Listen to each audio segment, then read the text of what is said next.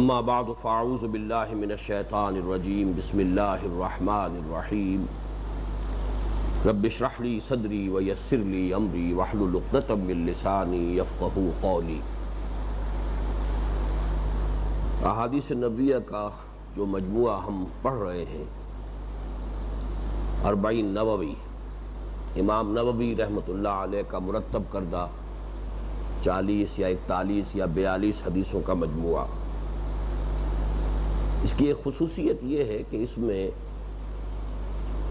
دین کے جو مختلف پہلو ہیں ان سے متعلق بڑی بنیادی اور اہم احادیث جمع کر دی گئی ہیں۔ مثلا دین کا ایک پہلو یہ ہے کہ دین بحیثیت مجموعی اس کا تصور سامنے آ جائے۔ دین ہے کیا؟ اس میں اگر کوئی مراتب ہیں تو وہ کیا ہیں؟ اس کے کوئی اجزاء ہیں تو ان کا باہمی ربط اور تعلق کیا ہے؟ اس پر اب نوٹ کیجئے کہ ہم نے سب سے پہلے تو حدیث جبرائیل جو دوسرے نمبر پر ہے اس مجموعے میں، دین کی اصل حقیقت، اس میں مراتب، اسلام، ایمان، احسان۔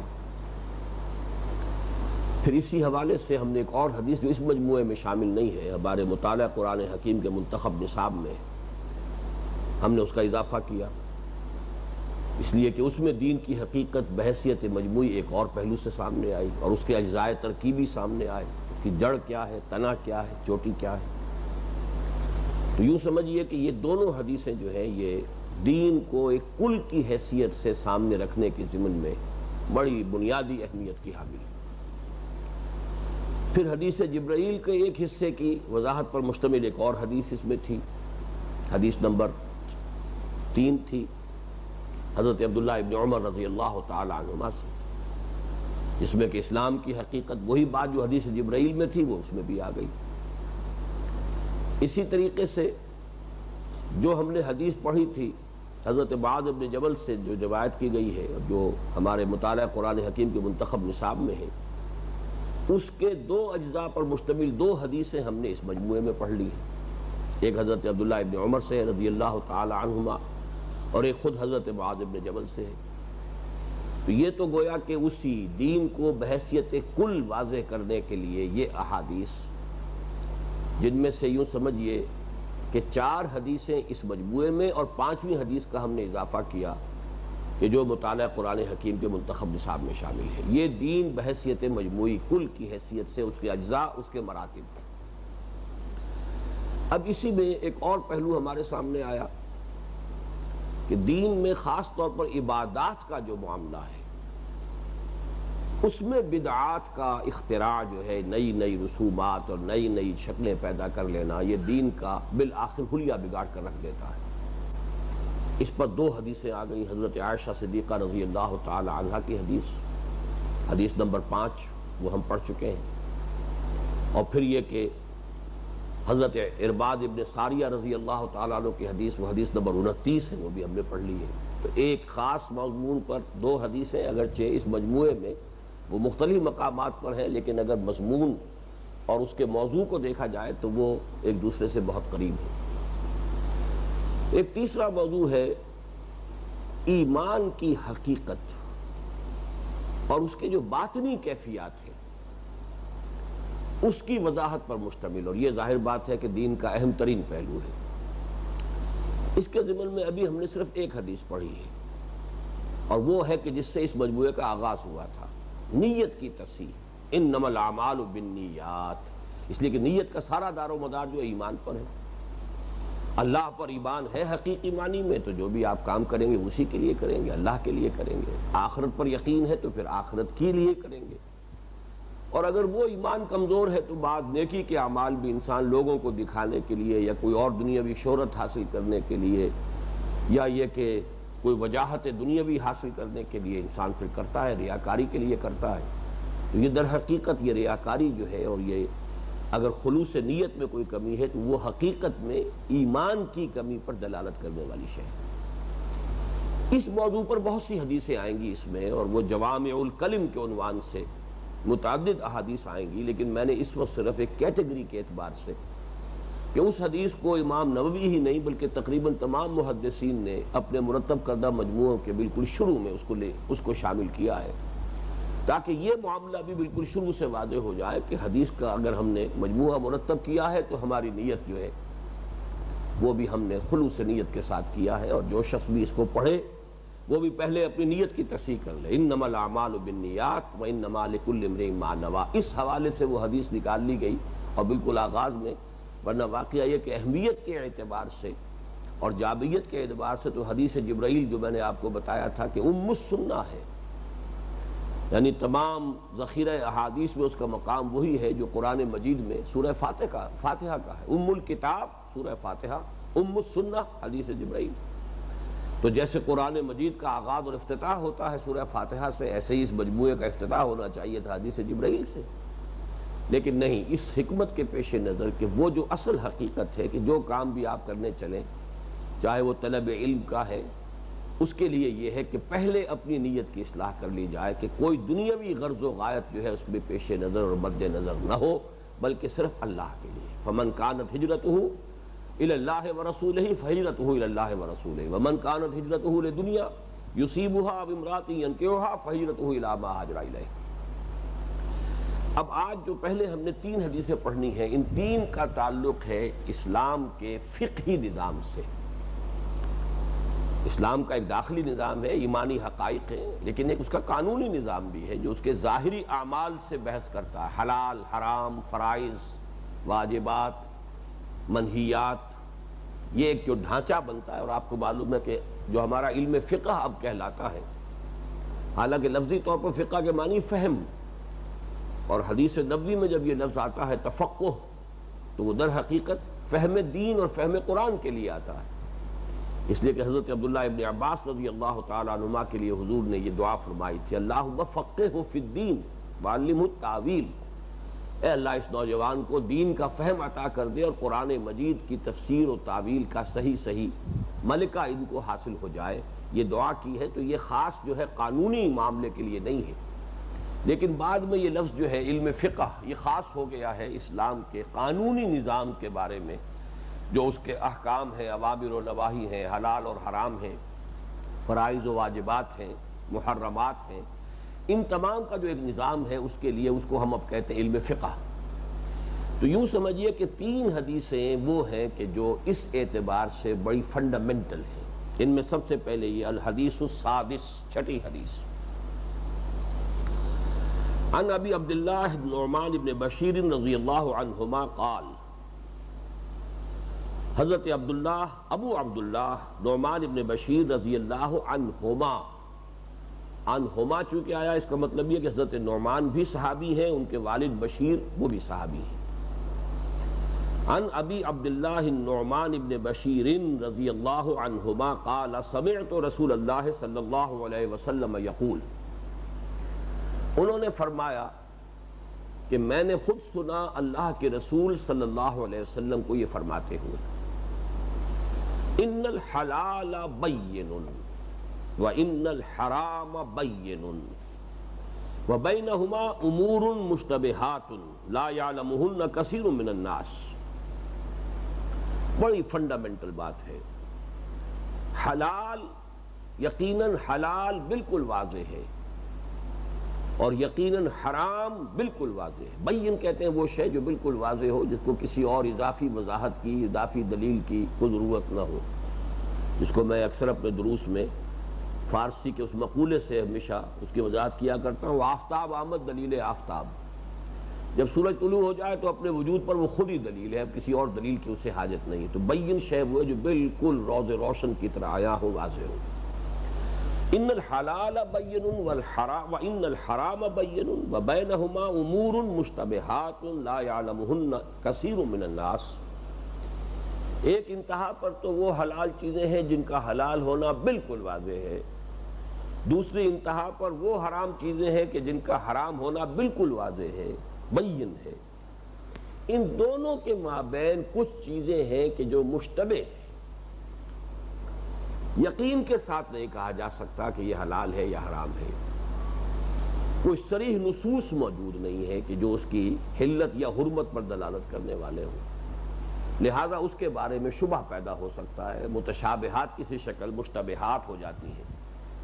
اب یہ ایک حقیقت ہے جس کو یہاں پر یعنی دین کا جو عملی نظام ہے، ڈھانچہ ہے، اس کے بارے میں ایک بڑی بنیادی حقیقت اس ایک جملے میں آ گئی ہے کہ ایک طرف وہ حلال ہے کہ جو بالکل واضح طور پر حلال ہے، جس کے لیے کوئی نص موجود ہے کہ وہ حلال ہے. ایک طرف وہ حرام ہے کہ جو واضح طور پر حرام ہے، جس کے لیے نص موجود ہے کہ وہ حرام ہے. بیچ میں اب شبہ ہو جائے گا، شیڈز بن جائیں گے. اس میں اب ایک بات نوٹ کر لیجئے، pure legal point of view سے، خالص فقہی اعتبار سے اصول یہ ہے جس شے کی حرمت ثابت نہ ہو وہ حلال ہے. یہ نہیں ہے کہ جس شے کی حلت ثابت نہ ہو وہ حرام ہے. یہ بہت بڑا اصول ہے. کسی شے کے حرام ہونے کے لیے دلیل چاہیے، حلال ہونے کے لیے دلیل نہیں چاہیے. اگر وہ حرام نہیں ہے تو حلال ہے، لیکن وہ حلال ہوگا مباح کے درجے میں، مشتبہات کے دائرے میں آ جائے گا. یہاں اس حلال کا ذکر ہو رہا ہے کہ جس کے حلال ہونے پر نص صریح موجود ہو. یہ حدیث در حقیقت اس حلال سے بحث کر رہی ہے. ایک وہ حلال ہیں جو بالکل واضح ہیں، نص صریح سے ہمارے پاس دلیل ہے، کتاب و سنت سے واضح بنیاد ہے کہ یہ حلال ہے. ایک وہ شے ہے کہ جو نص صریح سے حرام ہے، کتاب و سنت کے واضح احکام سے ہمیں معلوم ہے کہ یہ حرام ہے. اب بیچ میں ایک لمبا گیپ ہے، یہ مشتبہات کہلائیں گے. لیکن مشتبہات بھی سب کے سب لیگلی خالص فقہی اعتبار سے حلال میں شامل ہیں، لیکن اس کے لیے لفظ مباح ہوتا ہے. جس کو حرام ثابت نہ کیا جا سکے وہ مباح ہے. لیکن یہ کہ شک والی بات تو رہے گی نا جب تک کہ نص قطعی نہ ہو. اب یہاں اصول کیا بتایا جا رہا ہے کہ وہ مشتبہات جو ہیں لا یعلمہن کثیر من الناس، ان مشتبہات کو اکثر لوگ نہیں جانتے، بہت سے لوگ نہیں جانتے. یعنی کوئی بہت بڑا ٹاپ کا عالم ہے، اس سے شاید معلوم ہو، لیکن اکثر لوگوں کو تو اس کے بارے میں حکم معلوم نہیں ہے کہ یہ حلال ہے کہ حرام. اب کیا کیا جائے اس صورتحال میں؟ عملی ہدایت کیا ہے؟ فَمَنِ اتَّقَى الشُّبُهَاتِ فَقَدِ اسْتَبْرَأَ لِدِينِهِ وَعِرْضِهِ. اب یہ ہے ہدایت. جو شخص بچتا رہا ان مشتبہ چیزوں سے، یعنی محض اس دلیل سے کہ مباح ہے، اس کی حرمت ثابت نہیں ہے، اس کا استعمال نہ کرے، بچتا.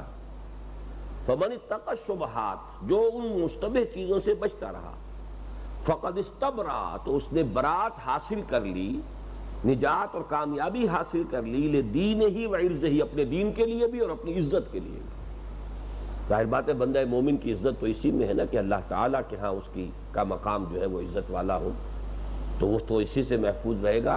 مشتبہ چیز جو ہے جس کے بارے میں پتہ نہیں، ہو سکتا ہے کہ حرام ہو، اس سے بچے کیوں نہ انسان.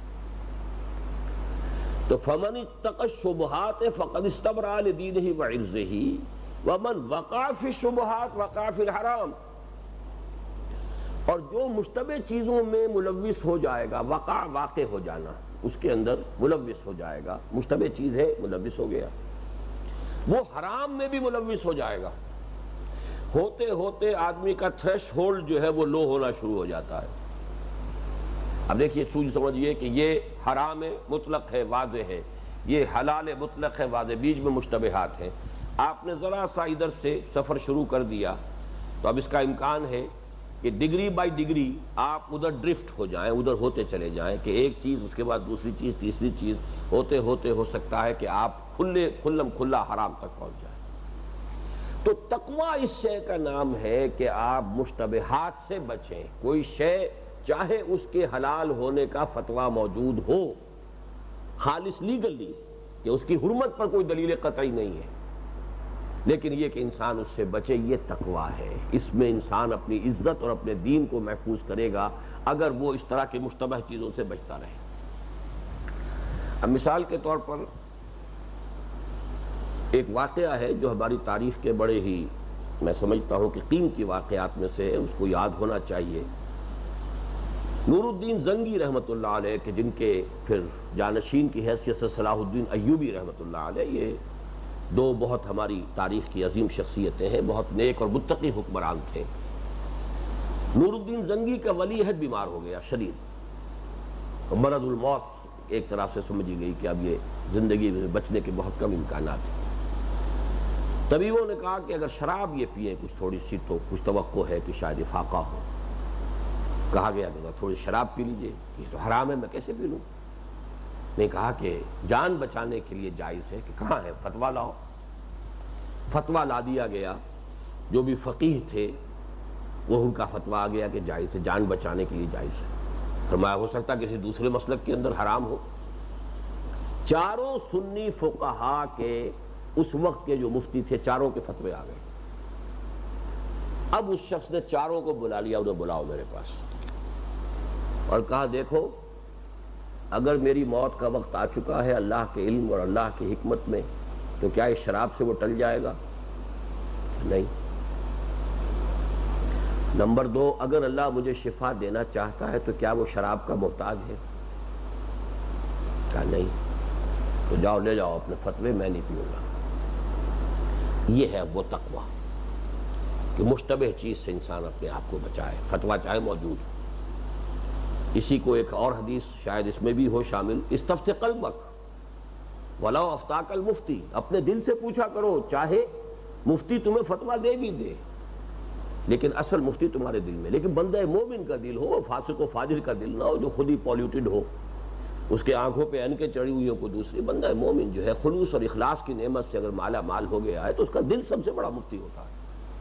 لیکن اس کا دل کا فتویٰ بھی ظاہر بات ہے کہ ان چیزوں میں نہیں آئے گا کہ جو نصوص کے ذریعے سے حلال یا حرام ہے. ان چیزوں کے اندر کہ جہاں کوئی وہ ہارڈ اینڈ فاسٹ لائن جو ہے واضح نہیں ہے، وہاں وہ دل کا فتویٰ جو ہے وہ یقیناً وہی سب سے زیادہ رہنمائی کرنے والا ہے. اب یہاں اس حدیث میں حضور نے ایک بڑی پیاری تمثیل دی ہے. کالراعی یرعی حول الحما یوشک ان یرتع فیہ، اس چرواہے کے مانند کہ جو کسی محفوظ چراگاہ کے قریب اگر اپنے ریوڑ کو چرا رہا ہو تو اندیشہ ہے کہ پھر وہ اس محفوظ چراگاہ کے اندر بھی چرا لے گا. اس میں آگے آ رہا ہے، اس کی وضاحت بس سامنے آ جائے گی. اس سے مراد کیا ہے؟ الا وان لکل ملک حما، آگاہ ہو جاؤ ہر بادشاہ کی ایک محفوظ چراگاہ ہوتی ہے. یہ اصل میں اس زمانے کی باتوں کا تصور کیجئے جب کہ بادشاہی نظام تھا. تو اب بادشاہ کے اپنے جو ہیں وہ گھوڑے ہیں اور اپنے جو جانور ہیں، بھیڑیں بکریاں ہیں، اس کے اپنے. اب اس نے کوئی علاقہ خاص کر لیا ہوتا تھا کہ یہاں سوائے میرے اپنے جانوروں کے کوئی اور جانور آ کر نہیں چرے گا، بلکہ یہ محفوظ علاقہ ہے میرے بادشاہی جو بھی استبل ہے یا اس کے جو بھی ہے ڈھور ڈنگر ہے، یہ ان کے لیے محفوظ علاقہ، اس میں رعیت میں سے کوئی شخص نہیں آ سکتا. اب وہ محفوظ چراگاہ ہے بادشاہ کی. اگر کوئی عام آدمی جو ہے رعیت میں سے اپنی بھیڑ بکریوں کے گرلے کو لے کر عین اس چراگاہ کی آخری حد تک چلا جائے گا تو اندیشہ ہے نا کہ کوئی بھیڑ چھلانگ لگائے اور جائے اس چراگاہ کے اندر، اور بھیڑ چالیے ہوتی ہے پھر ہر بھیڑ جائے گی لازماً. وہ تو بھیڑ چالیے ہی ہے. ابھی ایک خبر آئی ہے چین میں اتنے 100 بھیڑوں نے اجتماعی خودکشی کر لی. اب وہ جو خبر پڑھی تو اس کا مطلب کیا تھا؟ متن کچھ تھا، خبر کیا تھا کہ وہ ایک بھیڑ نے دریا میں چھلانگ لگا دی. اب اس کے بعد ایک ایک کر کے، یہ بھیڑ چال ہوتی ہے، پھر وہ نہیں دیکھتی کہ یہ آگے کیا اس کا حشر ہوا ہے. جس نے ایک نے چھلانگ لگا دی تو دوسری بھی لگائے گی، تیسری بھی لگائے گی. وہ کئی 100 بھیڑیں جو ہیں دریا میں چھلانگ مار کے اور ختم ہو گئی.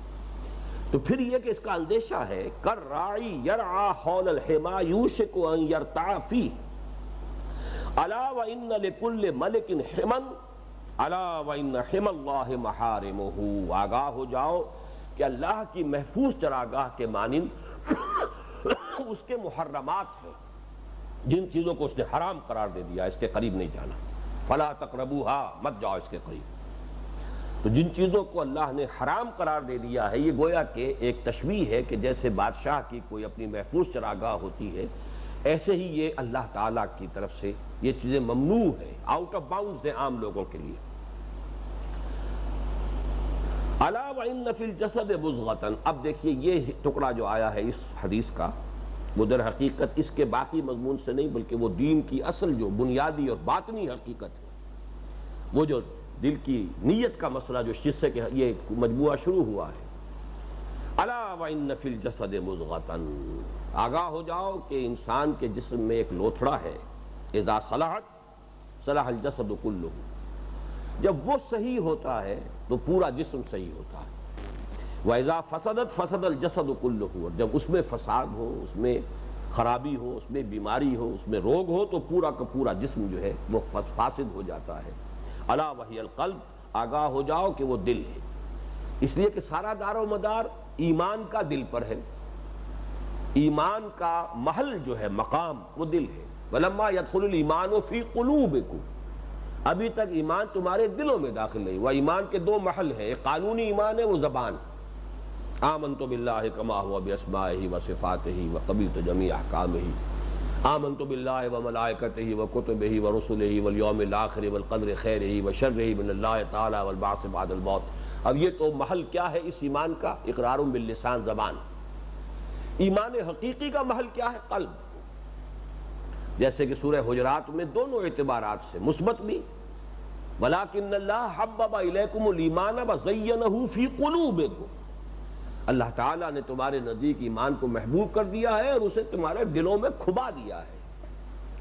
اور دوسرے لوگوں کے بارے میں فرمایا وَلَمَّا يَدْخُلِ الْإِيمَانُ فِي قُلُوبِكُمْ، ابھی تک ایمان تمہارے دلوں میں داخل نہیں ہوا، مثبت اور منفی دونوں اعتبارات سے۔ تو محل ایمان حقیقی قلب ہے۔ اب اس میں ایمان ہے تو وہ درست ہے، اور ایمان ہی درست ہوگا تو نیت بھی صحیح ہوگی، جیسا کہ میں نے آج شروع میں عرض کیا انما الاعمال بالنیات، اور نیت کا سارا دار و مدار جو ہے وہ در حقیقت ایمان پر ہے۔ تو گویا کہ اگر دل میں ایمان ہے تو سارے وجود میں ایمان سرایت کر جائے گا، اور دل میں ایمان نہیں ہے تو تقویٰ کا لبادہ، حلال اور حرام چاہے آدمی بڑی باریک بینی کے ساتھ دیکھ رہا ہے، تو حقیقت میں کیا ہوگا پھر؟ اس کا جو تعلق اب ان دونوں حصوں کا جڑتا ہے وہ کہاں جڑتا ہے؟ وہ حضرت مسیح علیہ السلام کے قول سے آپ کی سمجھ میں آئے گا کہ جو یہودی علماء کے بارے میں انہوں نے تنقیداً الفاظ کہے تھے کہ تمہارا حال یہ ہے کہ تم مچھر چھانتے ہو اور سموچے اونٹ نگل جاتے ہو۔ ایک طرف تو دین کی قانونی جو ہے وہ منہ شگافیاں، باریک بینیاں، یہ مچھر کے کاٹنے سے دم تو نہیں لازم آ گیا، مچھر نے کاٹا اور میں نے مچھر مار دیا، احرام کی حالت میں تھا تو یہ مچھر مارنے سے جو ہے کہیں ایسا تو نہیں ہو گیا کہ مجھ پر دم لازم آ گیا ہو۔ یہ غالباً حضرت عبداللہ ابن عمر رضی اللہ تعالیٰ عنہما سے یہ فتویٰ پوچھا کسی کوفی نے، اور یہ جبکہ واقعہ کربلا ہو چکا تھا، تو انہوں نے فرمایا کہ ان لوگوں کا حال عجیب ہے، ان کوفیوں کا، رسول کے نواسے کو تو شہید کر دیا اور مچھر کے مارنے پر انہیں تشویش ہو رہی ہے کہ مچھر کے مارنے سے مجھ پر دم تو لازم نہیں آ گیا کہیں۔ تو اونٹ سموچے نگلے جاتے ہیں اور مچھر چھانے جاتے ہیں بیٹھ کر۔ سودی کاروبار تم بھی کرو، تم اہل حدیث ہو تم بھی کرو، میں حنفی ہوں میں بھی کروں گا، لیکن رفع یدین ہے یا نہیں ہے اس کے اوپر ساری تکرار ہے اور ساری بحث ہے۔ نماز ہو گئی ہے کہ نہیں ہو گئی ہے، پیارے رسول کی نماز کیسے ہوتی تھی، اب اس کے اوپر وہ آمین بالجہر جو ہے وہ نہیں ہوئی تو پھر اس کا مطلب نماز نہیں ہوئی، ہاتھ آپ نے غلط جگہ باندھ لیے نماز نہیں ہوئی۔ سودی کاروبار کرو۔ یہ ہے وہ اصل میں کہ جب دل خراب ہو تو یہ جو نظام قانونی ہے دین کا وہ ایک بازیچہ اطفال بن جاتا ہے، وہ مولویوں کی منہ شگافیوں کا ایک موضوع بن جاتا ہے۔ وہ پروفیشنل جو مذہبی لوگ ہوتے ہیں ان کی ساری دلچسپیاں اس سے رہتی ہیں، وہ بڑے بڑے اونٹ جو ہیں سموچے وہ نگلے جاتے ہیں۔ تو اس حدیث کے ساتھ اس ٹکڑے کا آنا جو ہے وہ در حقیقت اس بہت باریک جو اس کے اندر ایک لطیف حکمت جو مخفی ہے اس کی وضاحت کر رہا ہے۔ متفق علیہ ہے، یہ صحیح بخاری اور صحیح مسلم دونوں میں موجود ہے۔ اگلی حدیث ذرا چھوڑ دیجئے، اس کو بعد میں لیں گے، اب 8ویں حدیث پر آ جائیے۔ الحدیث الثامن عن ابن عمر رضی اللہ عنہما ان رسول اللہ صلی اللہ علیہ وسلم قال، نہیں بلکہ 8ویں حدیث بھی ہم پڑھ چکے ہیں، اب 9ویں پر آئیے۔ الحدیث التاسع عن ابی ہریرہ عبد الرحمن ابن صخر رضی اللہ عنہ قال سمعت رسول اللہ صلی اللہ علیہ وسلم یقول ما نہیتکم عنہ فاجتنبوہ وما امرتکم بہ فأتوا منہ ما استطعتم فإنما أهلك الذين من قبلكم كثرة مسائلهم واختلافهم على أنبيائهم رواہ البخاری ومسلم رحمہم اللہ۔ یہاں پتہ نہیں آپ کے نسخے میں یہ نام پورا ہے یا نہیں، عام طور پر جنہیں ہم حضرت ابو ہریرہ بس پڑھ کر چل دیتے ہیں ان کا پورا نام میرے اس نسخے میں تو درج ہے، آپ بھی چاہیں تو نوٹ کر لیں۔ ان کا اصل نام جو ہے وہ عبد الرحمن ابن صخر ہے اور ان کی کنیت ابو ہریرہ ہے۔ ہریرہ کہتے ہیں چھوٹی سی بلی کو، ہرہ بلی کو کہتے ہیں، ہریرہ یہ اس میں تصغیر بن گیا چھوٹی سی بلی۔ تو اصل میں یہ کنیت جو ہے حضور نے ان کا نام رکھ دیا تھا، اس لیے کہ یہ اصحاب صفہ میں سے تھے۔ تو ایک بلی چھوٹی سی انہوں نے رکھی ہوئی تھی، پالی ہوئی تھی، اس سے کھیلتے تھے، یا جو بھی ایک ہوتا ہے پیٹ کسی جانور کے ساتھ۔ تو جب بھی دیکھتے تھے حضور کے ابو ہریرہ کے ساتھ وہ بلی بھی چلی آ رہی ہے، تو حضور نے پھر نام ہی رکھ دیا کہ یہ ابو ہریرہ ہیں، یہ بلی والے ہیں۔ ابو جو ہے عربی زبان میں صرف باپ کے لیے نہیں آتا، کسی بھی شے کا مالک ہو، کسی شے سے کوئی نسبت رکھنے والا ہو تو ابو آ جاتا ہے۔ اسی طرح ابن کا لفظ بھی اس معنی میں آ جاتا ہے۔ تو عن ابی ہریرہ عبد الرحمن ابن صخر، عبد الرحمن ابن صخر جن کی کنیت ابو ہریرہ ہے، ان سے روایت کیا گیا رضی اللہ عنہ قال سمعت رسول اللہ صلی اللہ علیہ وسلم، وہ فرماتے ہیں کہ میں نے خود سنا اللہ کے رسول کو فرماتے ہوئے، ما نہیتکم عنہ فاجتنبوہ۔ اب دیکھیے پھر وہی احکام کا ایک سلسلہ، جس چیز سے میں نے تمہیں روک دیا ہے اس سے باز رہو، روکے رہو، اجتناب کرو۔ اجتناب کون سا باب ہے جی؟ افتعال۔ حروف اصلیہ کون سے ہوئے جی؟ کیا معنی اس کے ہیں؟ جنب کسے کہتے ہیں؟ جنب پہلو کو کہتے ہیں، یہ آپ کا پہلو۔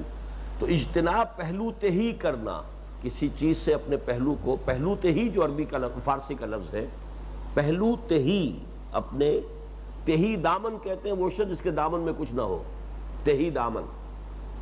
تہی دست وہ شخص ہے کہ جس کا ہاتھ خالی ہو، پیسہ نہ ہو۔ تھوڑی سی فارسی بھی پڑھا دوں نا آپ کو۔ تو پہلو تہی، جس کو ہم اردو پہلو تہی کر رہا، تو یہ اب یہ ایک لفظ نہیں ہے، فارسی کے دو الفاظ سے بنا ہے۔ اپنے پہلو کو بچانا کسی شے سے، اجتناب، اپنے پہلو کو کسی شے سے بچا لینا، دور ہو جانا، کنی کترانا، یہ اجتناب کے صحیح معنی ہوں گے۔ تو ما نہیتکم عنہ فاجتنبوہ، جس چیز سے میں نے تمہیں روک دیا ہے۔ اب ظاہر بات ہے جو روک دیا ہے وہ صریح بات ہو گئی، حضور کی طرف سے وضاحت کے ساتھ فرما دیا، اس کو مت استعمال کرو، مت کھاؤ، مت پیو، مت استعمال کرو، جو بھی ہے، جس اعتبار سے بھی نہیں ہے۔ وما امرتکم بہ فاتوا منہ ما استطعتم، اور جس چیز کا بھی میں نے تمہیں حکم دیا ہے اس کی جتنی بھی تمہارے استطاعت میں ہے اس کی پابندی کرو، اس کو پورا کرو۔ اس کے اندر اب اس میں دیکھیے بڑا پیارا انداز ہے، حرام سے بچنے کے لیے تو یہ نہیں کہا کہ جتنا تمہارے اندر استطاعت ہو، نہیں، حرام سے تو بچنا ہی بچنا ہے، جس چیز سے روک دیا رکنا ہی رکنا ہے۔ لیکن حلال یا فرض کے معاملے میں یا نیکی کے معاملے میں ظاہر بات ہے کہ درجات ہوں گے آگے سے آگے بڑھنے کا، جیسے قرآن مجید میں بھی آیا ہے کہ فَيَتَّبِعُ أَحْسَنَهُ، قرآن مجید وہ اللہ کی آیات سنتے ہیں تو اس کے بہتر سے بہتر پہلو کی وہ پیروی کرتے ہیں۔ تو یہاں پہ فرمایا فَمَا أَمَرْتُكُمْ بِهِ فَأْتُوا مِنْهُ مَا اسْتَطَعْتُمْ، اس میں سے جس حد تک بھی استطاعت ہے پوری کرو، میرا حکم ہے۔ فَإِنَّمَا أَهْلَكَ الَّذِينَ مِن قَبْلِكُمْ، اب یہاں پہ اصل بات کیا کہی جا رہی ہے یہ اگلی حدیث میں اور واضح ہو کر آ جائے گا کہ جہاں سکوت اختیار کیا ہو نبی نے یا قرآن نے، اس کے بارے میں خام خواہ کھوج کرید مت کرو۔ لہذا یہاں فرمایا گیا فَإِنَّمَا أَهْلَكَ الَّذِينَ مِن قَبْلِكُمْ كَثْرَةُ مَسَائِلِهِمْ، یقیناً تم سے پہلے جو امتیں تھیں انہیں ہلاک کیا ہے ان کے بہت زیادہ سوال کرنے نے۔ مین میخ نکال رہے ہیں، فلاں اگر یوں ہو جائے حضور تو پھر کیا ہوگا، حضرت اگر ایسا ہو جائے تو پھر کیا ہوگا، یوں ہو جائے تو کیا ہو جائے، مفروضات کے اوپر سوالات کے اوپر سوالات کرتے چلے جا رہے ہیں۔ بھائی جس بات سے روک دیا ہے رک جاؤ، جس چیز کا حکم دے دیا گیا ہے اس کو اپنی امکانی حد تک پورا کرو۔ اب اگر کسی جگہ سکوت ہے تو اگلی حدیث میں آ جائے گا یہ سکوت جو ہے کسی بھول کی وجہ سے نہیں ہے، نسیان کی وجہ سے نہیں ہے، بلکہ یہ کسی مصلحت کی وجہ سے ہے۔ لہذا خام خواہ اس کے بارے میں سوالات کرنا، اور خاص طور پر جبکہ ابھی وحی نازل ہو رہی تھی اور حضور شارع کی حیثیت سے موجود تھے، کسی سوال کا جواب میں وحی آ جاتی تو اب گویا کہ وہ قطعی حکم ہو گیا ہمیشہ کے لیے۔ کسی سوال کے جواب میں جو بات حضور فرما دیتے وہ اب شریعت کا جز بن جاتا ہمیشہ کے لیے۔ تو جو اللہ کی طرف سے اور اللہ کے رسول کی طرف سے وسعت رکھی گئی تھی لوگوں کے لیے، وہ خام خواہ سوال کر کے اس میں تنگی پیدا کر لی۔ اس کی ایک مثال بھی آپ سمجھ لیجئے حج کی فرضیت کا حکم آیا. اب ایک صاحب کھڑے ہوگا، حضور کیا ہر سال فرض ہے حج کرنا؟ حضور نے سکوت اختیار کیا، دوسری طرف رخ کر لیا. اس اللہ کے بندے نے حضور یہ کیا ہر سال فرض ہے؟ تیسری مرتبہ پھر آپ نے پھر ڈانٹا، اگر میں ہاں کہہ دوں تو تمہارے لیے ہمیشہ کے لیے فرض ہو جائے گا. اس میں اگر سکوت اختیار کیا گیا ہے تو جو شخص ایک مرتبہ کا فرض ہونا تو ثابت ہو گیا، لیکن باقی کسی کے لیے ہے وہ کرے جتنے بھی ہو، لیکن یہ کہ اس کی فرضیت اگر اس کے اندر جو ہے خام خواہ سوال کر کے اس میں خام خواہ اپنے لیے تنگی پیدا کرا لینا. تو فرمایا فَإِنَّمَا أَهْلَكَ الَّذِينَ مِن قَبْلِكُمْ كَثْرَةُ مَسَائِلِهِمْ وَإِخْتِلَافُهُمْ عَلَى أَنْبِيَائِهِمْ، اور ان کا اختلاف کرنا اپنے انبیاء سے. یہاں میں نے ایک دو ترجمے کنسلٹ کیے ہیں، سب نے تقریباً ترجمہ یہی کیا ہے، وہی میں آپ کے سامنے کر رہا ہوں، لیکن مجھے کچھ شبہ ہے اس میں کہ اعلیٰ کا جو یہاں صلہ آیا ہے تو اس کا مطلب یہ نہیں ہے. نبیوں سے اختلاف کرنے کی تو میں نہیں سمجھتا کہ کوئی بھی صحابی یا کوئی بھی نبی کے زمانے کے حواری یا صحابی جو ہیں وہ اس کی جرات کریں گے. تو اعلیٰ سے مراد میں ہے کہ زیادہ اختلافی مسائل چھیڑ دینے نبیوں کے ہوتے ہوئے، یہ میرے نزدیک زیادہ اس کا قرین قیاس ہے. اعلیٰ جو ہے وہ در حقیقت اعلیٰ انبیاء ہیں، تو اعلیٰ آتا ہے کسی چیز کی موجودگی کے لیے، اعلیٰ رغم نبیوں کے ہوتے ہوئے اپنے اختلافات جو ہیں ان کے مسائل کو چھیڑ دینا. جیسے کہ ہم نے پچھلی مرتبہ حدیث پڑھی تھی کہ قدر کے مسئلے کے اوپر بحث شروع کر دی گئی تو حضور ناراض ہوئے، اتنے ناراض ہوئے آپ کا چہرہ سرخ ہو گیا، جیسے کہ دو انار جو ہیں وہ آپ کے دونوں گالوں پر نچوڑ دیے گئے ہوں، سرخ انار. اتنا غصہ آپ کو آیا تو آپ نے فرمایا بِہَٰذَا أُمِرْتُمْ أَمْ بِهَٰذَا أُرْسِلْتُ إِلَيْكُمْ، کیا تمہیں اس چیز کا حکم دیا گیا ہے؟ کیا میں تمہارے پاس اس کام کے لیے بھیجا گیا ہوں؟ جن مسائل کے اوپر اجمال اختیار کیا گیا ہے اجمال پر رہو، اور جن چیزوں کے بارے میں صراحت آ گئی ہے بس اس پر عمل کرنے کی کوشش کرو. یہ خام خواہ کو اختلافی بحثیں چھیڑ دینا اور مسائل جو ہیں ان کے اوپر بحث و نزاع کی بات شروع کر دینا، اسی سے تم سے پہلے کی امتیں ہلاک ہوئی ہیں. تو یہ ہے اصل میں. البتہ اس میں ایک فرق رہے گا کہ اعلیٰ انبیاء ہند کا جو مفہوم میں بیان کر رہا ہوں اس سے یہ بات نکلی ہے، یہ فوری طور پر ابھی میرا ذہن منتقل ہوا ہے کہ اس سے حضور کے بعد جو ہے اگر یہ کام کیا گیا ہو تو اس کی شناعت وہ نہیں رہے گی. مثلا یہ کام کیا ہے ہمارے فقہا نے، خاص طور پر امام اعظم امام ابو حنیفہ رحمۃ اللہ علیہ، انہوں نے جو مجلس بنائی تھی، امام صاحب کی کوئی تصنیف نہیں ہے، نہ انہوں نے کوئی مجموعہ مرتب کیا، نہ کوئی فقہ کی کتاب ان کی ہے. ایک ہی کتاب مشہور ہے اور وہ الفقہ الاکبر ہے، اس کے بارے میں بھی مشکوک ہی ہے کہ وہ آپ کی تصنیف ہے یا نہیں. اصل میں امام صاحب نے جو کام کیا امام ابو حنیفہ رحمۃ اللہ علیہ نے کہ وہ شاگردوں کی ایک جماعت تیار کر دی کہ جو اس کے بالکل اہل ہو گئے تھے کہ مسائل کا استنباط کریں، اور اکثر گفتگو ان کے مابین رہتی تھی، بحث و نزاع بیٹھ کر، اور وہاں ظاہر بات ہے کہ مفروضوں پر بھی گفتگو ہوتی تھی. تو مفروضوں پر گفتگو نبی کے بعد کرنا، اس میں وہ خطرہ نہیں ہے کہ جو مفروضوں پر گفتگو نبی کی موجودگی میں کرنا ہے. نبی کی موجودگی میں کریں گے تو کوئی جو جواب جو آ جائے گا وہ شریعت کا مستقل حصہ بن جائے گا.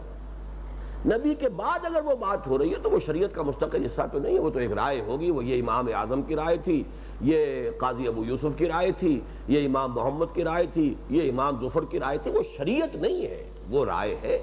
اس حوالے سے چونکہ ہمارے ہاں پھر جب فقہی کتابیں مرتب کی گئی ہیں تو جیسا کہ آپ کو معلوم ہے قانون جو ہے وہ تو قانون تو نام ہی موشگافی کا ہے. قانون کے اندر تو ذرا سا نقطہ ادھر سے ادھر ہو جائے، ادھر ہو گیا تو پھانسی ہو گئی، ادھر ہو گیا تو پھانسی نہیں ہوئی اور بری ہو گیا آدمی.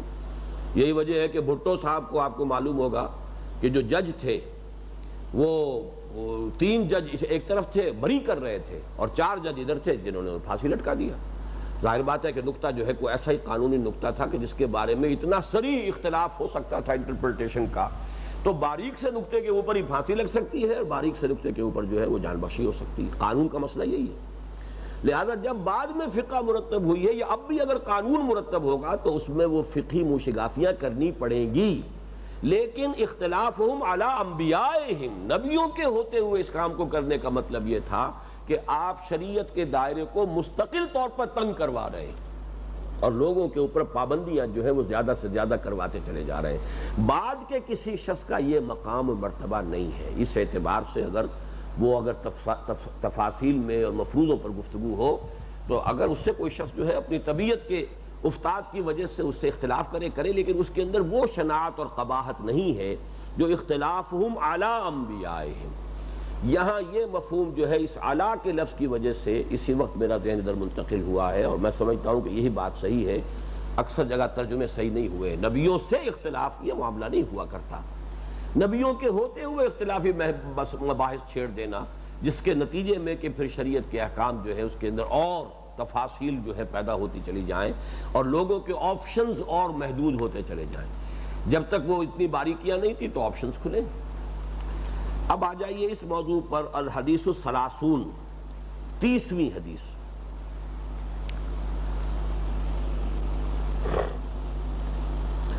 عن ابی ثعلبۃ الخشنی جرثوم ابن ناشر رضی اللہ عنہ. اب یہ ابو ثعلبہ ہیں رضی اللہ تعالی عنہ کہ انہوں نے یہ فرمایا، ان کا نام ہے ابو ثعلبہ الخشنی جرثوم ابن ناشر. نام ہے جرثوم ابن ناشر، ناشر کے بیٹے جرثوم. الخشنی یہ ان کے قبیلے کی نسبت ہے. ابی ثعلبہ، ابو ثعلبہ یہ ان کی کنیت ہے. عام طور پر ابی ثعلبہ لکھا ہوا ہوگا صرف، پتہ نہیں آپ کے یہاں کیا ہے، پورا لکھا ہے. تو حضرت جرثوم ابن ناشر الخشنی جن کی کنیت ابو ثعلبہ ہے، ان سے مروی کیا گیا ان رسول اللہ صلی اللہ علیہ وسلم. دیکھیے یہاں وہ الفاظ نہیں ہے سمعتو، انہوں نے روایت کیا حضور سے صلی اللہ علیہ وسلم. یہ بھی ممکن ہے کہ انہوں نے خود حضور سے سنا ہو، یہ بھی ممکن ہے کہ حضور سے کسی اور صحابی نے سنا، انہوں نے ان سے سنا ہو. سارا امکان ہے، اس لیے کہ یہاں ان ہے، سمعتو کا لفظ نہیں ہے. رسول اللہ صلی اللہ علیہ وسلم قال، آپ نے فرمایا، ان اللہ تعالی فرض فرائض فلا تضيعوها. یقیناً اللہ تعالیٰ نے کچھ فرائض تو فرض کر دیے ہیں، معین کر دیے ہیں، تو ان کو ہرگز ضائع مت کرو. تضییع، تضیعوها، یہ تضییع کا لفظ کبھی کبھی اردو میں لکھا ہوتا ہے تو لوگ تثنیہ پڑھتے ہیں، اسے تثنیہ اوقات. یہ جو کہتے ہیں وقت کو ضائع کرنا تو وہ تثنیہ پڑھ دیتے ہیں اس کو، وہ تضییع ہے. اب اس کا تلفظ صحیح کرنا تو بہت مشکل کام ہے، لیکن دو یہ جمع ہو جاتی ہیں اس میں. تفریل کا جو ہے یہ باب تضییع، تو تضییع جو ہے اس سے ضیع یضیع تضییعا، بعد میں تفریل ضائع کرنا، یہ تضییع ہے. فلا تضیعوها، جو اللہ نے فرض معین کر دیے ہیں ان کو تو ہرگز ضائع مت کرو. وحد حدودا فلا تعتدوها، اور کچھ حدود ہیں جو قائم کر دی ہیں، حد بندی کر دی ہے، اس سے تجاوز مت کرو. فلا تعتدوها. اب دیکھیے یہاں بھی اس حدیث سے جو ہم نے پہلی پڑھی تھی ایک لفظی فرق ہو گیا ہے. وہاں یہ فرمایا کہ اس حد کے قریب بھی مت جاؤ، یہاں جو ہے ایگزیکٹ فرمایا کہ اس کو عبور مت کرو. تعتدو اعتداء کہتے ہیں کسی شے کو عبور کر کے کسی شے سے آگے تجاوز کر جانا، یہ حد ہے. اس سے تجاوز کر گئے آپ تو یہ اعتداء ہوگا. لیکن یہ کہ اگر اس کے اندر اندر ہے تو اعتداء تو نہیں ہوا، لیکن اس کا اندیشہ ہے کہ اگر بالکل حد کے قریب آپ کھڑے ہیں تو کسی وقت پاؤں پھسلا تو آپ گئے، کسی وقت آپ کی بھیڑ بکری نے کسی نے چھلانگ لگائی تو گئی اس حد کے اندر. تو اس حوالے سے اس حدیث میں یہ تھا کہ تم ذرا دور رہو. فمن اتقى الشبہات فقد استبرأ لدینہ وعرضہ، جو ان متشابہات سے یا مشتبہات سے بچا رہا اس نے اپنے دین اور اپنی عزت کا تحفظ کر لیا. لیکن یہ کہ یہاں اصل شے کیا ہوگی کہ اس سے آپ نے تجاوز نہیں کرنا. ان اللہ تعالی فرض فرائض فلا تضيعوها وحد حدودا فلا تعتدوها وحرم اشیاء فلا تنتهكوها، اور کچھ چیزیں اس نے حرام قرار دے دی ہیں ان کو پامال مت کرو. یہ نحق سے باب افتعال ہے. نحق کہتے ہیں کسی چیز پر غالب آ جانا، کسی چیز کو اپنے نیچے کر لینا. تو اس کو ٹرمپلنگ انڈر دی فیٹ جو ہے، میں نے کہا کہ اسے پامال مت کرو. اللہ نے جن چیزوں کو حرام کر دیا ہے اب ان کی حرمت کو بٹا مت لگاؤ، ان کی حرمتوں کو پامال مت کرو. وَسَكَتَ عَنْ أَشْيَاءَ، اور اللہ نے کچھ چیزوں سے سکوت اختیار کیا ہے. رحمتاً لکم، اور یہ سکوت تمہارے لیے رحمت ہے. غیر نسیان، کسی بھول کی وجہ سے نہیں ہے. یہ بہت اہم نقطہ آ گیا اس میں کہ شریعت میں اگر کوئی گیپ چھوڑے گئے ہیں تو یہ کوئی اللہ تعالیٰ کے علم کا گیپ نہیں ہے، اللہ کے علم کی کوئی کمی نہیں ہے، اللہ کو کوئی نسیان لاحق نہیں ہوا ہے، بلکہ یہ گیپ جو ہے یہ تمہارے لیے رحمت ہے۔ اس حوالے سے کہ فرض کیجئے کوئی شخص کمزور ہے، وہ فرض کیجئے کبھی مشتبہات میں مبتلا ہو بھی جائے تو اب اس کا اتنا تو اپنے گلٹی کانشنس نہ ہو کہ وہ اپنے آپ کو سمجھے کہ میں نے حرام کا ارتکاب کیا ہے۔ کبھی ہو جاتا ہے آدمی سے کوئی خطا ہو جاتی، جیسے قرآن مجید میں 3 جگہ آیا ہے کہ تم اگر ان تجتنبوا کبائر ما تنہون عنہ نکفر عنکم سیئاتکم، موٹے موٹی باتوں سے اگر بچے رہو گے تو چھوٹی چھوٹی خطائیں ہم معاف فرما دیں گے۔ جیسے کہ سورۃ النجم میں آیا الا اللمم، ذرا سی کوئی آلودگی کہیں ہو جائے تو آخر الانسان مرکب من الخطاء والنسیان، انسان خطا اور نسیان ہی سے بنا ہوا ہے۔ لیکن یہ کہ اب اگر اس کے بارے میں بھی پوری صراحت ہوتی تو پھر یہ کہ گلٹی کانشنس اس کا اتنا زیادہ شدید ہوتا کہ پھر انسان کے لیے اپنی اصلاح جو ہے وہ ناممکن ہو جاتی۔ اس فلسفے کو میں نے ایک مرتبہ یوں سمجھیے کہ اس کو اگر آپ 1 ملین سے ضرب دیں تو یہ فلسفہ جو ہے بہت غلط شکل میں عیسائی مذہب کے اندر موجود ہے، لیکن بہت غلط شکل میں۔ غلط شکل کیا ہے؟ چونکہ شریعت موجود نہیں ہے موجودہ عیسائیت میں، لا آف موسیس کو ایبروگیٹ کر دیا سینٹ پال نے، شریعت موسوی صرف یہودیوں پر لاگو تھی، ہم پر لاگو نہیں ہے، عیسائیوں پر لاگو نہیں ہے۔ اب عیسائیت ایک ایسا مذہب ہے جس میں کوئی شے حرام ہے ہی نہیں، کوئی شے فرض ہے ہی نہیں، کچھ اخلاقی تعلیمات ہیں، کچھ تصوف ہے، مسٹسزم ہے اور ایتھیکل ایجوکیشن ہے۔ Love thy neighbour as thyself, ٹھیک ہے، بہت اچھی بات ہے، کون نہیں کہے گا اپنے پڑوسی سے اتنی ہی محبت کرو جیسے اپنے آپ سے کرتے ہو، تو یہ تو بڑی اچھی بات ہے۔ لیکن حرام حلال، تو میں نے اس پر سن 70 میں جب میں پہلی مرتبہ میرا وزٹ تھا یونائٹڈ کنگڈم کا، تو وہ تھے بھی دسمبر کا مہینہ، کرسمس کے دن تھے، تو میں نے وہاں ریڈیو پر تقریر سنی باقاعدہ، اور اس نے دلیل دی تھی کہ شریعت نہ ہونا در حقیقت یہ بہت بڑی رحمت ہے، اس لیے کہ شریعت ہوگی تو گناہ کا تصور ہوگا، گناہ کا تصور ہوگا تو گلٹی کانشنس پیدا ہوتا ہے انسان کے اندر، گناہ کا تصور ہی نہیں سرے سے، لہذا وہ گلٹی کانشنس نہیں ہوگا تو اس سے انسان کی صحت درست رہے گی، اس کی جو مورل ہیلتھ ہے وہ صحیح رہے گی، اس کا دل جو ہے وہ آلودہ نہیں ہوگا احساس گناہ سے۔ اب یہ اس کا جو میں بیان کر رہا ہوں ایک جائز حد تک، کہ اللہ تعالیٰ نے جو حرام ہے وہ واضح کر دیا، جو لازم ہے وہ واضح کر دیا، جو فرائض ہے وہ واضح کر دیا، ان کی تو کرو پوری پابندی۔ ان اللہ تعالیٰ فرض فرائض فلا تضيعوها وحد حدودا فلا تعتدوها وحرم اشیاء فلا تنتهكوها وسکت عن اشیاء۔ اب ان 3 کے درمیان میں نو مینز لینڈ ہے کچھ، اس کو اللہ نے خود چھوڑا ہے، اور وہ اس لیے چھوڑا ہے، یہ تمہارے لیے رحمت ہے کہ اس میں اگر کبھی، اب اس میں پہلی حدیث کی روح سے تو اس سے بھی بچنا چاہیے کہ جو بھی چیزیں مشتبہ ہیں ان سے بھی بچنا چاہیے، اگر اس میں ملوث ہو گئے، اگر زیادہ ملوث ہو گئے تو پھر اندیشہ ہے کہ کہیں حدود سے تجاوز نہ کر جاؤ۔ لیکن اگر کبھی کسی وقت اس طرح کی کسی مشتبہ چیز میں انسان ملوث ہو جائے تو پھر یہ کہ اس کے اوپر اتنا بوجھ اس کے ذہن پر نہ رہے کہ کوئی میں نے بہت بڑا حرام کام کیا ہے، اس لیے کہ وہ اگر حرام کام کیا تو بوجھ ہونا چاہیے، اگر فرض کو چھوڑا ہے تو بوجھ ہونا چاہیے، اللہ کی کسی حد سے تجاوز کیا ہے تو بوجھ ہونا چاہیے۔ لیکن یہ کہ یہ چھوٹی چھوٹی چیزیں جنہیں سورۃ النجم میں کہا گیا الا اللمم، چھوٹی چھوٹی چیزیں جو ہیں ہو جاتی ہیں، ان سے اللہ درگزر فرماتا ہے، اور انہی کے بارے میں آتا ہے حدیث میں کہ وہ ان الحسنات یذہبن السیئات، ادھر قرآن مجید کی آیت بھی ہے لیکن حدیث میں تفاصیل آئی ہیں۔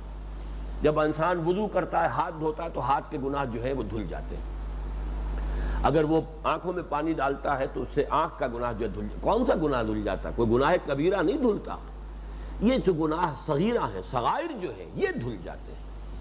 آپ اگر نماز کے لیے چل رہے ہیں مسجد کی طرف تو ہر قدم پر آپ کے کچھ گناہ جو ہے وہ جھڑ رہے ہیں، کون سے گناہ؟ کبائر نہیں جھڑ، کبائر کے لیے تو لازم ہے کہ آپ توبہ کریں، توبہ کی جو شرائط ہیں پوری کریں، تب وہ گناہ معاف ہوگا۔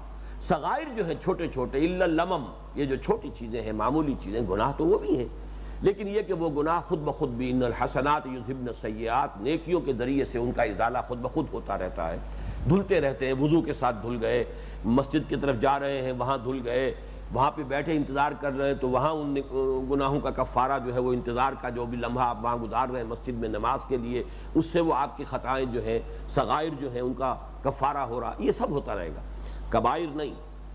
تو یہاں جو نوٹ کرنے کی شے ہے کہ یہ جو سکوت اختیار کیا گیا ہے وَسَكَتَ عَنْ أَشْيَاءَ رَحْمَةً لَكُمْ غَيْرَ نِسْيَانٍ، یہ سکوت جو ہے، یہ نو مینز لینڈ جو چھوڑا گیا ہے تین حدود کے مابین، یہ اللہ تعالیٰ نے تمہاری رحمت کے لیے کسی نسیان کی وجہ سے نہیں۔ فَلَا تَبْحَثُوا عَنْهَا، تو اس کے بارے میں کھود کرید مت کرو، اس کے بارے میں خام خواہ کی جو ہے وہ بال کی کھال مت اتارو، کھود کرید مت کرو، بحث نہ، بحث کسے کہتے ہیں اصل میں معلوم ہے جی؟ کریدنا۔ اور بحث کے ساتھ ایک لفظ آتا ہے تمحیص، چھانٹنا، ٹھیک، پہلے آپ نے کریدا اور جو کچھ آ گیا اب اس کو آپ نے چھاج میں چھانٹ لیا ادھر سے یہ، تو یہ چیز جو ہے یہ جیسے کہ کوا کرتا ہے، چونچ مار مار کے پہلے وہ وہاں سے کچھ دیکھتا ہے، پھر کیا نکلا، کوئی دانہ نکلا تو دانہ کھا جائے گا، کنکر ہے تو وہ تو نہیں کھائے گا، تو پہلے کریدے گا تو پھر کوئی چیز ملے گی نا، تو کریدنے کے بعد جو ہے پھر اب اس میں تمیز کرنا، تمحیص یہ ہے۔ ان اللہ تعالی فرض فرائض فلا تضيعوها وحد حدودا فلا تعتدوها وحرم اشیاء فلا تنتهكوها وسكت عن اشیاء رحمۃ لکم غیر نسیان فلا تبحثوا عنها، یہ تین حدیثیں جو ہیں جیسا کہ میں نے عرض کیا یہ تقریباً ایک مضمون پر ہیں، اور ان کو یکجا کرنے میں بڑی حکمت ہو گئی ہے کہ ایک موضوع کے تقریباً تمام جو پہلو ہیں وہ آپ حضرات کے سامنے آ گئے۔ اب آئیے جو ہم نے حدیث درمیان میں چھوڑی تھی، یہ جو میں نے ایک کیٹیگری آج بیان کی تھی کہ کچھ دین کی حقیقت جو ہے اس کو جامع الفاظ میں تعبیر کرنا، ایک تو وہ تفصیل ہے دین کی حقیقت جو ہمیں حضرت معاذ بن جبل رضی اللہ تعالیٰ عنہ کی روایت میں معلوم ہوئی، لیکن کچھ ایسی تعبیرات جو جامع ہو، ان کے لیے ایک لفظ ہے حدیث ہی میں آیا جوامع الکلم، جوامع الکلم، کلم جمع ہے کلمے کی، جوامع جامع کی، جوامع الکلم نہایت کلمات میں سے جامع، ویسے تو یہ مرکب اضافی بنا جوامع الکلم، لیکن جیسے کہ دین الحق مرکب اضافی کی شکل میں مرکب توصیفی ہے، سچا دین، ایسے ہی یہاں پہ آپ اس کا ترجمہ کریں گے نہایت جامع کلمات، اور یہ حضور نے خود فرمایا اوتیت جوامع الکلم، مجھے بہت جامع باتیں اللہ نے عطا فرمائی ہیں۔ یہ آپ کا ایک خاص جو ہے اللہ تعالیٰ کی طرف سے جو آپ کو عطا ہوا ایک خاص وصف کہہ لیجئے، ایک خاص آپ کو صلاحیت اللہ نے عطا فرمائی، جس کو ہم کہتے ہیں محاورے میں کہ دریا کو کوزے میں بند کر دینا، کہ آپ بہت ہی چھوٹے چھوٹے جملوں میں بڑی بڑی حقیقتیں، جیسے ہم پڑھ بھی چکے ہیں الصوم جنۃ، یہ آپ پڑھ چکے ہیں، روزہ ڈھال کے مانند ہے، روزے کی اصل حقیقت کو ایک لفظ کے ذریعے سے جیسے الصوم جنہ، تو اسی طرح کے کئی حدیثیں ہیں کہ جو اس مجموعے میں ہیں، اس میں سے آج ہم ایک پڑھ رہے ہیں۔ ان ابی رقیۃ تمیم ابن اوس الداری رضی اللہ عنہ ان النبی صلی اللہ علیہ وسلم قال، یہ الحدیث السابع ہے جو درمیان میں ہم نے چھوڑ دی تھی۔ اب دیکھیے یہ بھی ان کا نام کیا ہے، تمیم ابن اوس، یہ نام ہے، تمیم ان کا اپنا اور باپ کا نام اوس، داری یہ ان کے قبیلے کی نسبت ہے، ابو رقیہ، رقیہ کے والد، ان کی کوئی بیٹی ہوں گی رقیہ، یہ ان کی کنیت ہے۔ ان ابی رقیۃ تمیم ابن اوس الداری، اب اوس کو جب داری کے ساتھ جوڑیں گے تو نون لگانا پڑے گا، اوسن الداری، اوسن الداری رضی اللہ عنہ، ان النبی صلی اللہ علیہ وسلم قال الدین النصیحہ، دین تو بس نصیحت کا نام ہے۔ اب دیکھیے جیسے الصوم جنہ، دو جملوں میں ایک مبتدا ایک خبر، الصوم جنۃ، وہاں جملہ خبریہ جو ہے وہ بالکل واضح ہے، اس لیے کہ وہاں مبتدا جو ہے وہ معرفہ ہے اور خبر نکرہ ہے، الصوم جنۃ، یہاں ہے الدین النصیحہ، عام طور پر خبر جو ہوتی ہے وہ نکرہ ہوتی ہے، یہاں کیوں آئی ہے معرفہ؟ زور دینے کے لیے دین کل کا کل نصیحت ہی ہے، یہاں الف لام حصر کے لیے ہے، دین کل نصیحت ہے۔ لیکن نصیحت کے لفظ کو سمجھ لیجئے، نصیحت کے معنی کیا ہے؟ نصح، خالص ہونا۔ یہ در حقیقت ہمارے ہاں جو اردو میں نصیحت کا لفظ استعمال ہوتا ہے، یہ اس کا ایک اطلاق ہے اردو میں جو ہم کر رہے ہیں۔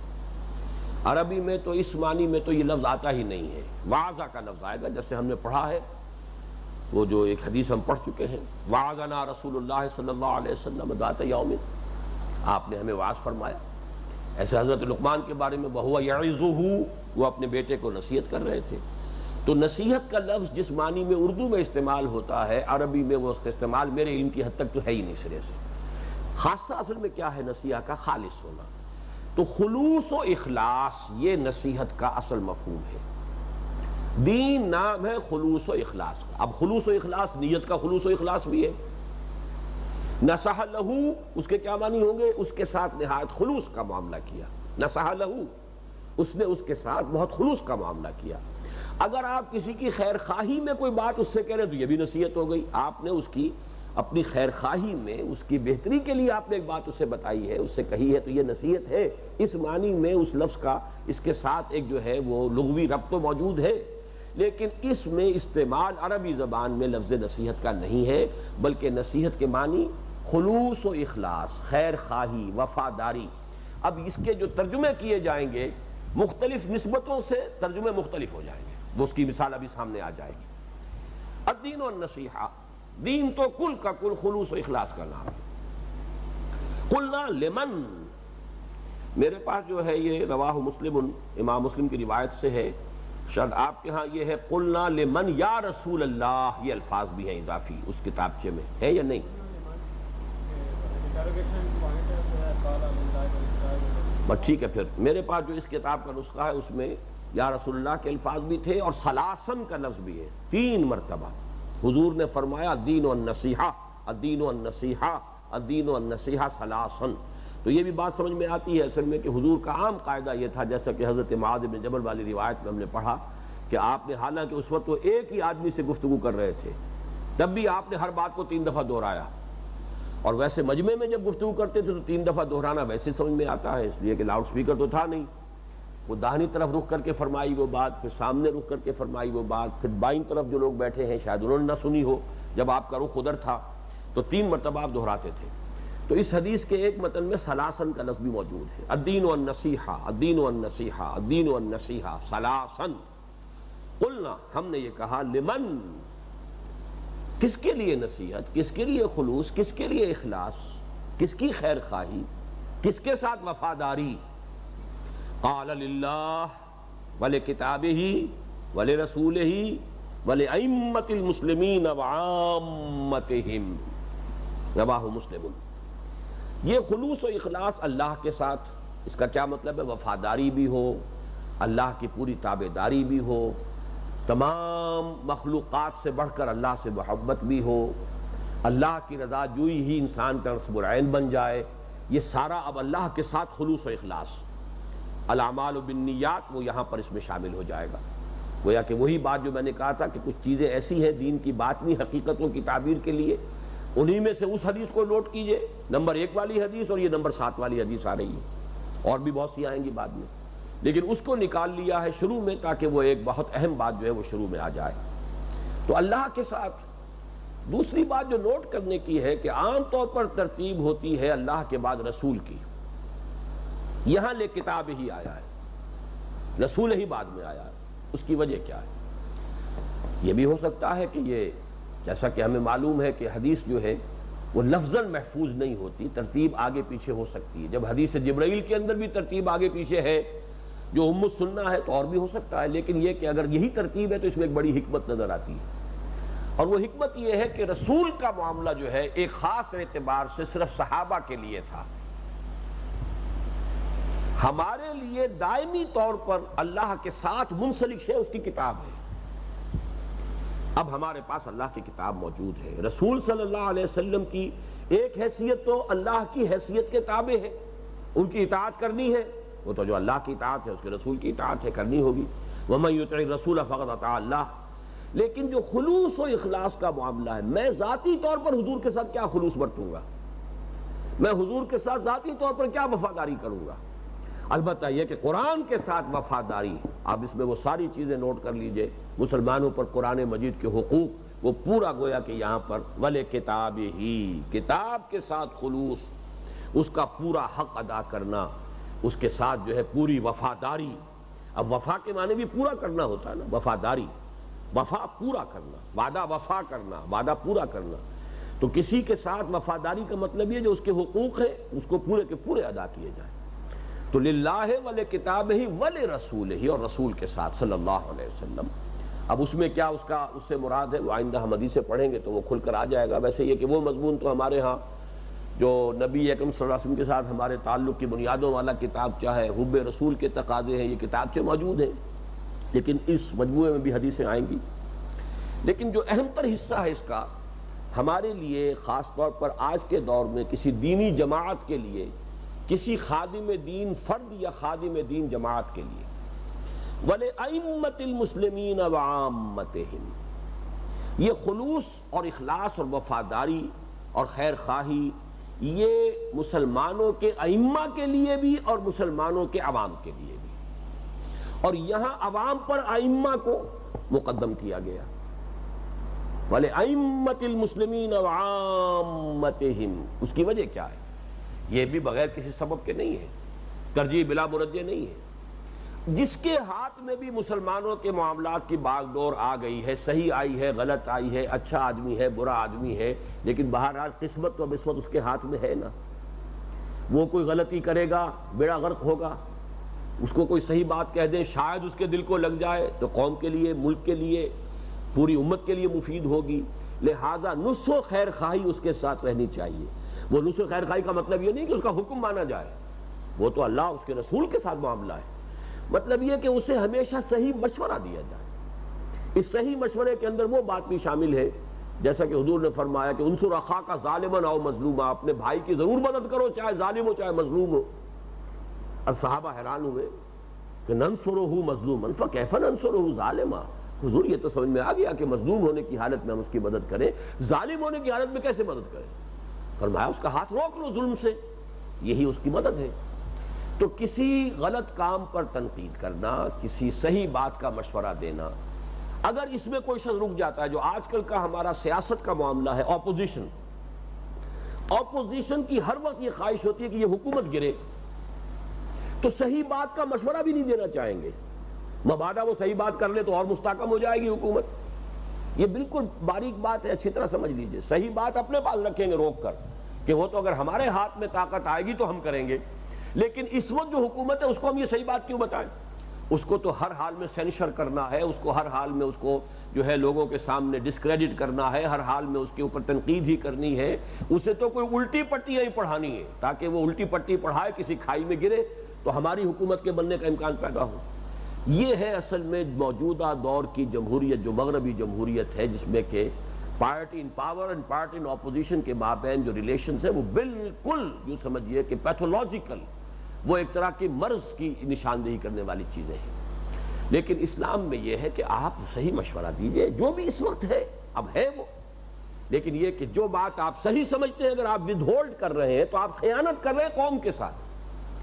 آپ نے اس وقت کی حکومت یا جو بھی جس کے ہاتھ میں زمام کار ہے، آپ نے اگر اس کو صحیح رائے نہیں دی، وہ مانے نہ مانے اس سے آپ کو کوئی سروکار نہیں، آپ کے اوپر کوئی اس کا الزام نہیں مانتا نہ مانے، مان لے تو بہت اچھا ہے، اللہ تعالیٰ آپ کی اس رائے کے ذریعے سے کوئی راستہ اس کو سجھا دے اور ملک و ملت کا خیر کوئی اس سے وجود میں آ جائے۔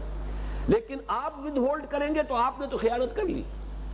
تو وَلِأَئِمَّةِ الْمُسْلِمِينَ وَعَامَّتِهِمْ، عوام مسلمانوں کے لیے بھی خیر خواہی، بھلائی کی بات کرنا، ان کی بہتری کی ہمیشہ جو ہے فکر کرنا، اس کے لیے بھی کوشاں رہنا، یہ ساری چیزیں جو ہیں یہ گویا کہ ایمان کا ایک خاص لب لباب حضور نے الدین والنصیحہ کے عنوان سے بیان کیا۔ الدین والنصیحہ قلنا لمن قال للہ ولکتابہ ولرسولہ ولأئمۃ المسلمین وعامتہم، رواہ مسلم رحمہ اللہ۔ سبحانک اللہ۔